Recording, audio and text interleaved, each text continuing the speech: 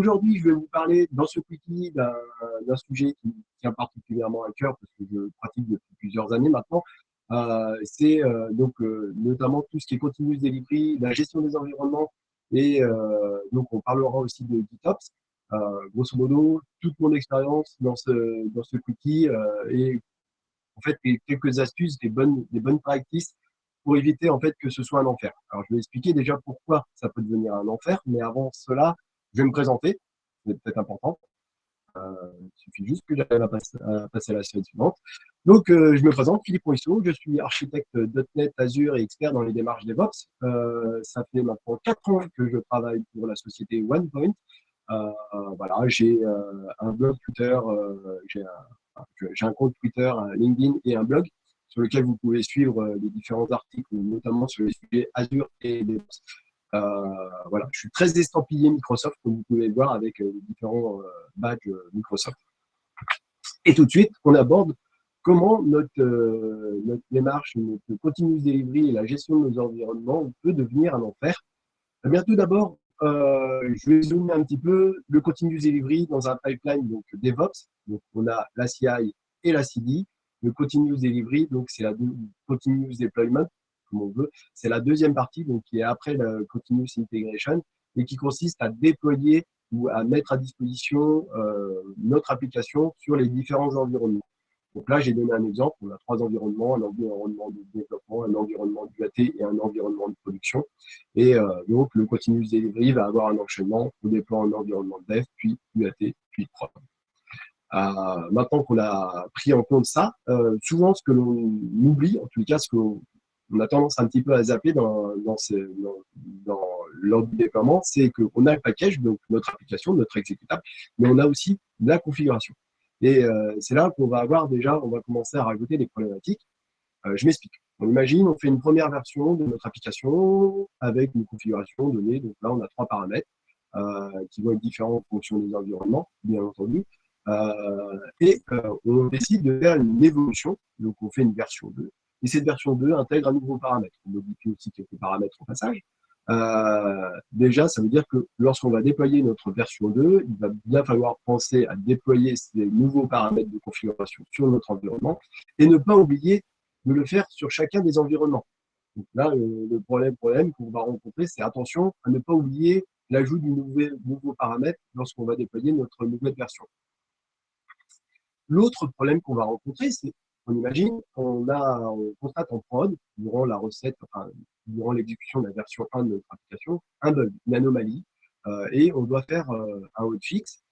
Donc, grosso modo, on va dire, bon, ok, je vais faire mon hotfix, donc je fais une version 1.01 que je vais déployer en dev pour déjà vérifier sur mon environnement d'intégration que mon hotfix fonctionne. Sauf que ma configuration n'est plus en adéquation avec mon hotfix. Donc, il va bien falloir penser à faire un rollback de la configuration pour qu'on soit à nouveau avec une configuration adéquate avec la version de mon hotfix. Et du coup, si on est dans notre pipeline, ça veut dire aussi que pour pouvoir déployer ce hotfix jusqu'en prod, eh ben, il va falloir aussi faire un rollback sur notre environnement de recette métier avant de pouvoir le déployer en prod. Donc, attention, le hotfix, les actions qu'on va faire pour pouvoir corriger une anomalie sur un environnement peuvent entraîner des rollbacks au niveau de la configuration et perturber du coup forcément les tests, les recettes qui sont en cours. Donc ça, c'est un des problèmes que l'on va rencontrer.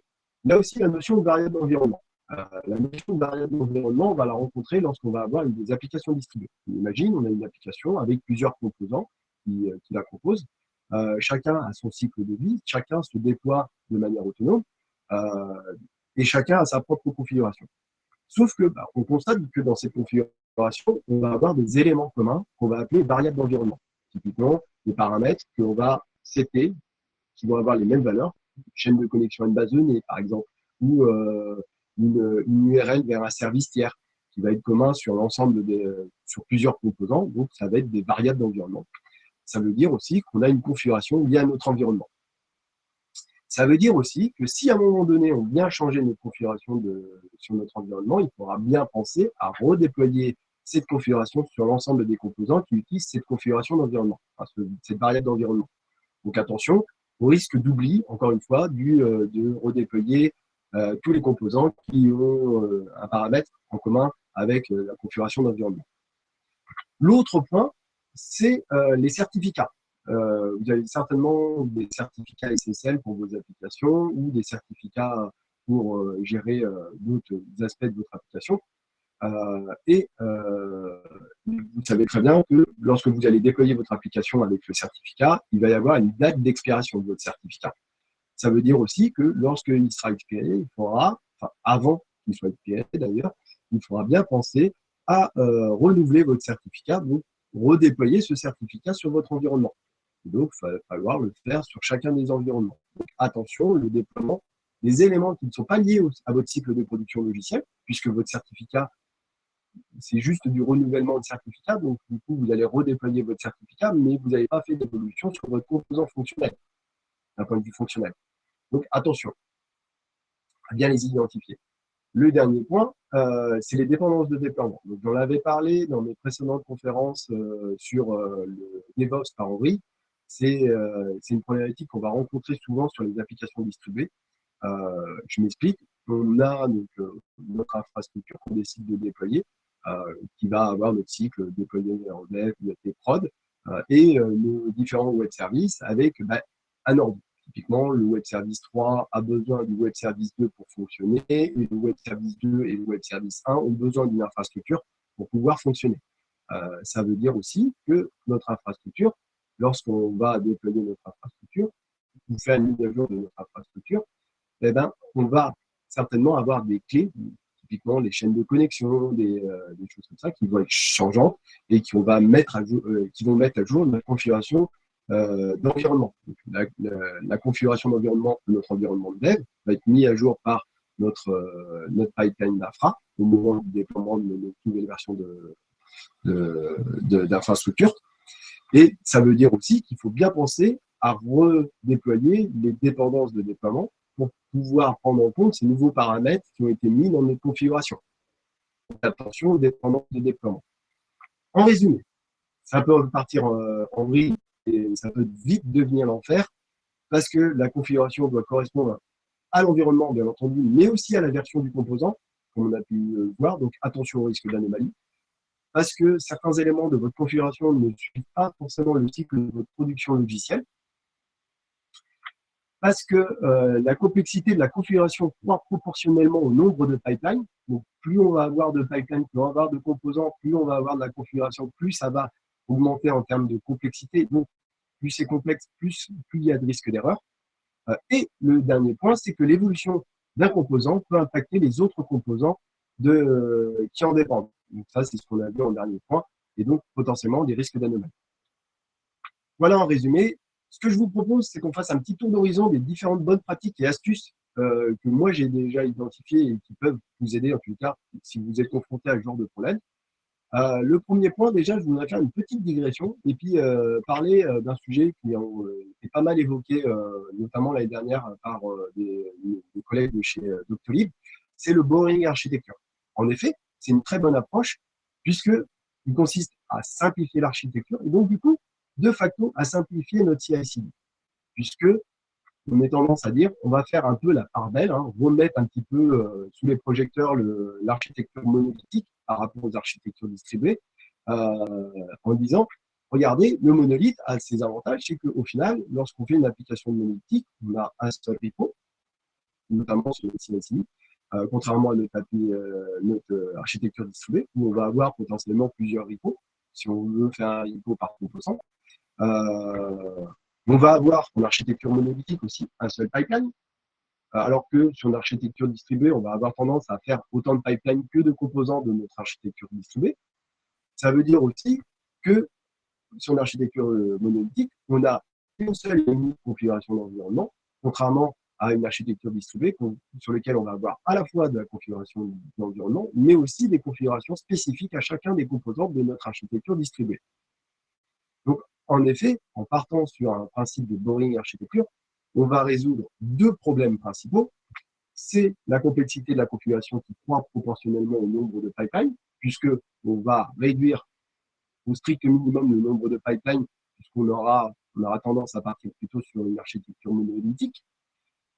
Et le deuxième point, c'est que l'évolution des composants peut impacter les autres composants qui en dépendent. Forcément, dans une architecture monolithique, il y a beaucoup moins de dépendance et donc, du coup, beaucoup moins de problèmes sur ce sujet-là, sur le déploiement. Le seul souci avec ça, et c'est peut-être ce que vous allez pouvoir rencontrer, c'est que sur une architecture monolithique, imagine, on a 1 million de lignes de code. Ça veut dire que, grosso modo, lorsqu'on va faire une évolution sur notre composant, sur la partie CI, la Continuous Integration, on va devoir builder l'ensemble de mon application monolithique. Alors, on peut aussi faire un monolithe modulaire et donc du coup ne builder qu'une partie de l'architecture monolithique, mais à un moment donné, il va bien falloir s'assurer que l'ensemble est cohérent. On va faire une analyse SonarCube, certainement, pour vérifier la qualité, vérifier les dépendances. Et puis, on va avoir aussi toute une batterie de tests à exécuter. Les tests unitaires, les tests d'intégration, les tests fonctionnels. Donc, tout ça, ça va prendre quand même un certain temps si on veut rebuilder dans son intégralité notre architecture, notre solution, notre application de manière monolithique. Contrairement à une architecture distribuée où on va découper forcément notre application en différents modules, enfin en différentes briques, différents composants indépendants. Et du coup, on va avoir des composants avec beaucoup moins de lignes de code, avec beaucoup moins de tests unitaires, beaucoup moins de tests d'intégration et beaucoup moins de tests fonctionnels. Donc forcément, des builds beaucoup plus rapides, des tests qui s'exécutent beaucoup plus rapidement. Donc, en effet, le Boring Architecture résout le problème résout les deux premiers problèmes, mais attention, ça peut avoir un impact sur d'autres effets. Primo, sur la rapidité du build, comme on l'a pu le voir, forcément, lancer tous ces tests unitaires, ça peut prendre du temps. On a des solutions, bien entendu, mais il faut bien le prendre en compte. Le deuxième point, c'est l'impact écologique, puisque on va forcément, sur une architecture monolithique, réduire l'élasticité de notre application, forcément. Et forcément, si on est sur un cloud provider, on va avoir aussi un impact sur les coûts, puisque en réduisant l'élasticité, ça veut dire que aussi, on va avoir certainement des coûts qui seront plus importants pour le build, mais aussi pour l'exécution. L'autre solution, si on dit, bon, ok, je ne vais pas faire du monolithique, je vais faire du distribué, et donc, c'est de réfléchir au rythme, au cycle de vie des composants de notre architecture. Je m'explique. Imaginez, on a une infrastructure, elle a son cycle de vie, ça veut dire que on va avoir une fréquence d'évolution de notre infrastructure. Donc là, j'ai donné un exemple, à chaque point, ça correspond à un moment donné où on a fait une évolution de notre infrastructure. On a nos différents composants, on va imaginer une application assez simple avec un back-end et un front-end. En fait, on constate assez rapidement, dans certains cas, que le back-end évolue presque tout le temps en même temps que le front-end. C'est-à-dire que à chaque fois que je veux déployer en prod mon front-end, j'ai forcément une évolution sur mon back-end, etc., etc. Ben, la question, c'est de se dire, OK, du coup, comme le back-end et le front-end évoluent au même rythme, pourquoi ne pas faire qu'un seul pipeline qui va gérer le déploiement de ces deux composants qui sont certes différents dans mon architecture distribuée, mais qui peuvent être déployés au même moment, de la même façon, parce que généralement, on les fait évoluer au même rythme. Et bien entendu, l'intérêt aussi de penser au rythme et au cycle de vie, c'est on va identifier aussi tous les éléments qui ne font pas partie du cycle de production logicielle, notamment les certificats SSL. Ça, on va pouvoir les identifier assez rapidement. En ayant cette démarche, on va pouvoir résoudre deux points. Le problème que certains éléments de votre solution qui ne suivent pas le cycle de vie de production logicielle, vos certificats par exemple, vous les avez identifiés. Et le deuxième point, c'est que en essayant de regrouper vos composants par cycle de vie, vous allez réduire la complexité de la configuration puisque vous allez réduire le nombre de pipelines que vous allez mettre en place. Le deuxième astuce, c'est de proscrire les paramètres inutiles. Alors, ça paraît assez évident, mais je préfère le répéter parce que je le vois déjà trop souvent. C'est que, par exemple, je vais prendre un exemple très concret. On a une application où on a une configuration pour gérer les logs. Et donc, on utilise un framework de log.net ou log4j, nlog ou log4j, enfin, peut-être pas log4j. Bref, et on a une configuration avec différents paramètres. On se dit, en fait, je vais les mettre directement dans mes paramètres de configuration de mon composant, ça sera plus simple. Sauf que ça va rajouter des paramètres en plus dans votre configuration qui sont peut-être pas forcément utiles. Je m'explique. Peut-être qu'une simple ligne de commande log config verbose qui correspond à toute cette section de configuration serait largement suffisant. Mais en tout cas, ça va vous permettre de réduire au maximum le nombre de la complexité de votre configuration en ayant, à la place d'avoir une section avec plein de paramètres, de n'avoir qu'un seul paramètre avec un niveau verbose, warning, error ou information, des choses comme ça. Vous simplifiez votre configuration. L'autre constat que j'ai pu faire aussi sur les paramètres inutiles, c'est le fait d'avoir des choses en doublon. Je m'explique, une chaîne de connexion à une base de données, c'est régulier, moi je l'ai dit déjà plein de fois. On a à la fois la chaîne de connexion, le serveur connection string, et aussi le serveur name, le serveur login et le serveur password. Donc, certes, pour des raisons peut-être au niveau du développeur, c'était peut-être plus simple pour lui de définir tous ces paramètres de configuration, mais en termes d'exploitation, ça devient compliqué parce qu'on a des doublons et donc des risques d'erreur. Donc, du coup, la solution, c'est de dire, OK, soit j'enlève la chaîne de connexion, la serveur connection string, puisque je peux le déduire des 3 premiers paramètres, soit j'enlève les 3 premiers paramètres parce que je peux le déduire de ma connection string. En ayant cette démarche-là, de réduire au maximum le nombre de paramètres de configuration, on est bien d'accord qu'on va réduire la complexité de notre configuration. On ne va pas réduire le nombre de pipelines, mais on va, en tout cas, réduire la complexité de cette configuration. Le dernier point, et après, j'aurais terminé pour ce quickie, c'est l'approche GitOps. Donc, on va imaginer, on va mettre de côté le monolithe, notre architecture monolithique et se concentrer sur notre architecture distribuée. On a notre architecture distribuée, comme je vous disais, avec à la fois sur chacun des composants une configuration liée à notre environnement et une configuration spécifique à nos composants. En fait, si on réfléchit bien, nos variables, nos paramètres de configuration, on peut les ranger en 4 catégories. On a la catégorie des paramètres qui sont dédiés à nos composants, les paramètres ou les variables qui sont communs à nos composants. On a les paramètres qui sont liés à nos déploiements, donc grosso modo qui sont strictement liés au moment où on va déployer notre composant. On va avoir, mettons, le nombre de nodes minimum d'exécution pour pouvoir exécuter telle fonctionnalité, etc. Ça peut être lié à notre déploiement. Et les paramètres qui ne sont pas liés à notre déploiement, donc typiquement les certificats, les secrets, qui vont avoir des dates d'expiration et donc du coup qui ne seront pas liés systématiquement à notre déploiement. Et sur ces 4, vous voyez qu'ils se recoupent, hein, forcément, on peut avoir des fois des dédiés qui sont non liés au déploiement, ou des communs qui sont liés au déploiement. Là, sur lequel on va focuser et qui pose souvent le problème, c'est tout ce qui est commun et qui est non lié au déploiement. Le reste, en général, c'est dans notre pipeline, c'est spécifique à notre composant, donc on ne se pose pas trop le problème. Et pour ce qui est commun et non lié à notre déploiement, la solution de la démarche GitOps, c'est de dire, en fait, ces éléments-là, je vais les mettre dans un repo Git et je vais les maintenir dans mon repo Git. L'avantage, c'est qu'à chaque fois qu'on fait un commit, on va avoir un historique de toute notre configuration et donc on va pouvoir à tout moment revenir sur un des paramètres qui a été modifié.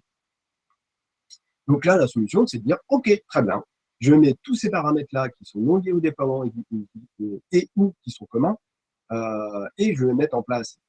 La première solution, c'est de dire, je mets en place un pipeline, le CI/CD, et dans la phase de CD, en fait, je vais lui configurer en disant, tous mes paramètres, tu les déploies dans la configuration de mes différents composants, de mon architecture distribuée. Le problème de cette solution, c'est que si à un moment donné, lorsqu'on fait le déploiement de nouveaux paramètres de configuration, on rencontre un problème, ça arrivera forcément, vous rencontrerez un problème parce qu'un des composants n'était pas disponible, n'a pas répondu en temps et en heure, potentiellement, vous allez avoir une désynchronisation et des erreurs majeures sur votre application. Donc, attention, ce n'est pas forcément la bonne approche. L'autre solution, c'est de dire, OK, en fait, on va utiliser plutôt un gestionnaire de configuration qui, lui, va centraliser, qui va centraliser les configurations, les mettre à disposition des différents composants de mon architecture distribuée, donc une sorte d'API, sur lequel nos composants vont pouvoir aller chercher la configuration. Et ce Configuration Manager va aller récupérer la configuration dans un repo Git. Le souci avec ça, c'est que potentiellement, vous allez avoir votre environnement de hors prod, donc il va aller chercher sur votre repo Git, mais vous allez avoir aussi vos environnements de prod. Et là, très souvent, alors moi j'ai souvent rencontré en tout cas, vous allez avoir votre RSSI qui fait non, non, non, hors de question que vos environnements de prod et vos environnements de hors prod accèdent aux mêmes ressources à un repo Git, par exemple. Donc là, vous allez avoir un problème. La solution, c'est peut-être de faire un mix des deux. C'est de dire, bah, OK, je fais un pipeline qui va déployer la configuration sur mon Configuration Manager et mon Configuration Manager qui met à disposition cette configuration à l'ensemble de mes composants de mon architecture distribuée. En ayant une démarche comme ça, on va résoudre pas mal de nos soucis. Je reviens sur mon problème de hotfix. Tout à l'heure, je vous expliquais que bah, on était obligé de faire un rollback donc on avait une erreur parce que la configuration ne correspondait pas à la version que l'on avait déployée. Notre Configuration Manager va avoir la capacité de pouvoir identifier la version de notre composant et de proposer la configuration qui correspond à la version. Donc, typiquement, on va dire, bah, mon composant, il tourne en version 1.0.1, et donc, dans ma configuration, j'ai une config qui est liée à la version 1, elle est inférieure ou égale donc la version 1.0.1 est inférieure ou égale à la version, supérieure ou égale à la version 1, je vais y arriver, donc je pointe sur la configuration de la version 1 et pas sur la configuration de la version. Comme ça, vous résolvez tout de suite ce problème de configuration. L'autre avantage du Configuration Manager, c'est pour les variables environnement. Forcément, si vous avez votre Configuration Manager, c'est un point central, et donc ça veut dire que l'ensemble de vos composants qui sont distribués vont aller chercher la configuration. Donc ça veut dire que si vous mettez à jour une configuration liée à votre environnement, elle est à disposition de l'ensemble de vos composants, et donc du coup, tous vos composants vont chercher la même configuration. Pas de problème. Le point suivant, c'est les certificats. Vous parlez d'expiration, forcément. Votre Configuration Manager va mettre à disposition le certificat à l'ensemble de vos composants. Et donc, du coup, ça sera à vous, via votre démarche GitOps, de pousser ce nouveau certificat à votre Configuration Manager. Et votre Configuration Manager, lui, va le mettre à disposition à l'ensemble de vos composants. Le dernier point, c'est les dépendances de déploiement. Donc, vous déployez vos dépendances de déploiement, vous déployez votre infra, vous mettez à jour votre configuration d'environnement. Et donc, en fait, avec votre Configuration Manager, vous allez le pousser directement sur le Configuration Manager. Et forcément, l'ensemble des composants qui en dépendent vont aller chercher auprès de votre Configuration Manager la nouvelle configuration. Le problème est résolu.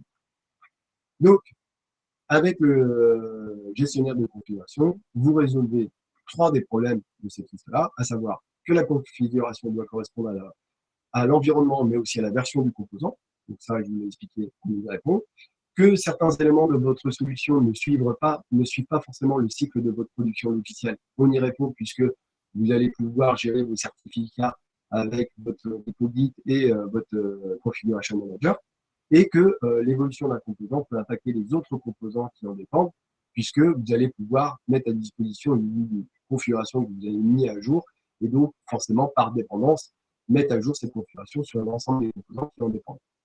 Attention toutefois, et je vais terminer sur ce point-là, c'est que votre Configuration Manager vient très vite, un single point of failure, votre SPOF d'application. Et pour ça, 2 conseils. Premier conseil, forcément, votre SPOF, du coup, si votre Configuration Manager n'est plus disponible, ça veut dire que potentiellement, toutes vos applications vont être dans les choux. Et ça, c'est surtout pas ce que l'on veut en prod. Donc, 2 conseils. Premier conseil, c'est d'avoir une copie locale de votre configuration sur chacun des composants. Donc, grosso modo, de dire, OK, je vais chercher ma configuration, mais au moment de l'exécution, je veux quand même que je l'ai localement, cette configuration. Je ne vais pas aller systématiquement aller chercher ma configuration sur mon config manager, de façon à ce que si à un moment donné, j'ai une petite interruption de service sur mon config manager, ça continue à fonctionner. Le deuxième point, c'est de penser votre Configuration Manager comme étant un point central, et donc d'avoir un système qui soit hautement disponible, donc avec de la redondance, tout ce qu'il faut en tout cas, mais cet élément-là doit être hautement disponible. Donc, en conclusion, 3 conseils, pour résumer. Pensez cycle de vie pour optimiser la complexité de vos pipelines de CI/CD, pour optimiser aussi l'élasticité de votre application, hein. Donc, du coup, au lieu de faire un monolithe, peut-être de dire bah, je fais une application distribuée, mais par contre, je l'ai pensé en cycle de vie, et donc du coup, c'est quelque chose de plutôt intéressant. Le deuxième point, c'est limiter le paramétrage. Forcément, vous allez améliorer la maintenabilité de votre application en ayant le moins de paramétrage possible. Et le dernier point, c'est promouvoir une démarche GitOps afin d'améliorer la maintenabilité. Et c'est tout pour moi. Est-ce que vous avez des questions?